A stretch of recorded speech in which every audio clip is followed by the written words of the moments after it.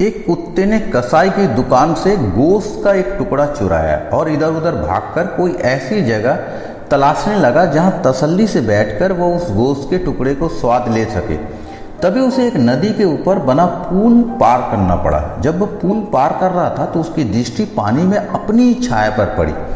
ये देखकर वो चौंक गया कि पानी में दिखाई देने वाला कुत्ते के मुंह में भी वैसा ही गोश्त का टुकड़ा था।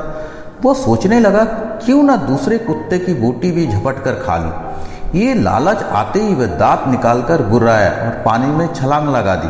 परंतु उस मूर्ख कुत्ते ने जैसे ही दूसरे कुत्ते के मुंह से गोश्त का टुकड़ा छीनना चाहा, उसके मुंह में दबा गोश्त का टुकड़ा भी पानी में डूब गया और दिखने वाली उसकी छाया भी ओझल हो गई। उसके मुंह में दबा मांस का टुकड़ा नदी के तल पर चला गया। अपनी ही मूर्खता और लालच के कारण उसका अपना गोश्त टुकड़ा भी नदी में डूब गया और उसे उस दिन भूखा ही रहना पड़ा। हम किसी भी वस्तु को चाह या प्यास हो सकती है। ये तृष्णाएं धन की, पद की, प्रेम की, वस्तु की, विलासिता की हो सकती है। एक 2 साल के बच्चे को अगर आप एक 2000 के नोट दे दे तो वो क्या करेगा? वह उसे पकड़कर मुंह में ले लेगा और कुछ देर खेलकर उसे नीचे फेंक देगा।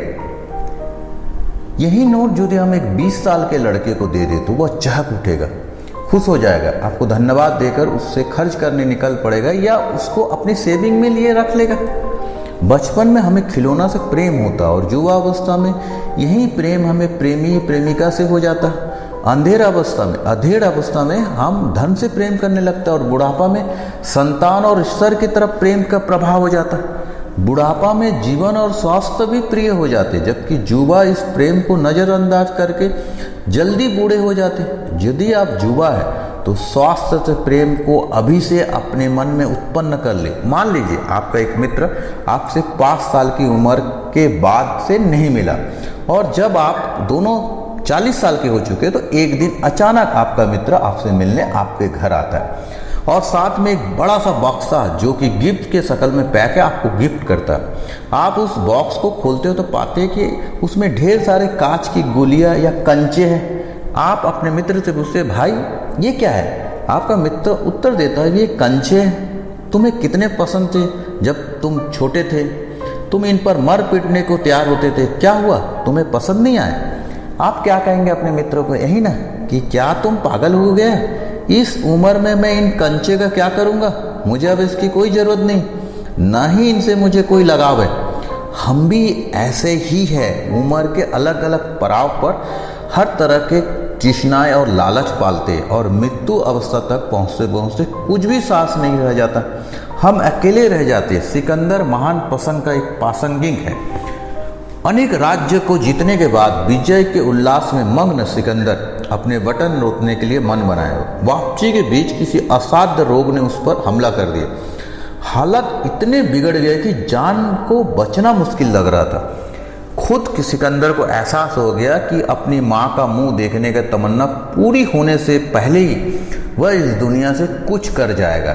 उसने अपने सेना नायकों को बुलाया, कहा, आप मेरी 3 अंतिम इच्छाएं को पूरी करें। सिकंदर ने कहा, मेरे ताबूत में मेरे हकीमों की टोली ही ढोएगी, मेरे जनादा जिन सड़कों से निकलेगा कब्रिस्तान तक रास्ते पर हीरे मोती आदि को बिखर दिया जाए। पूरे रास्ते पर मेरे ताबूतों को इस तरह बंद किया जाए कि मेरे दोनों हाथ बाहर झूलते रहे। सेना नायक ने घुटने टेक दिए, उनके आंखों में आंसू थे। उन्होंने सिकंदर से पूछा, शहंशाह इन अजीब ख्वाहिशों का क्या मतलब है? सिकंदर ने कहा, जिंदगी में मुझे 3 महत्वपूर्ण सबक मिले, उन्हें मैं लोगों को समझाना चाहता हूँ। चाहे जितना बड़ा शहंशाह हो, उसके हकीम उसकी जान की हिफाजत नहीं कर सकते। इसे बताने के लिए मैंने कहा कि मेरे ताबूत को हकीम ही ढोए। रत्ती भर सोना भी मेरे साथ नहीं आने वाला है। इसे समझाने के लिए मैंने रास्ते भर में हीरे मोतियों को बिखरने के लिए कहा। दुनिया में आते वक्त मैं खाली हाथ आया और उसी तरह जाते वक्त भी मैं खाली हाथ जा रहा हूँ। इस सच्चाई को ताबूत के बाहर झूलते मेरे हाथों लोगों को बता देंगे। सिकंदर ने कहा, यही है जिंदगी की सच्चाई।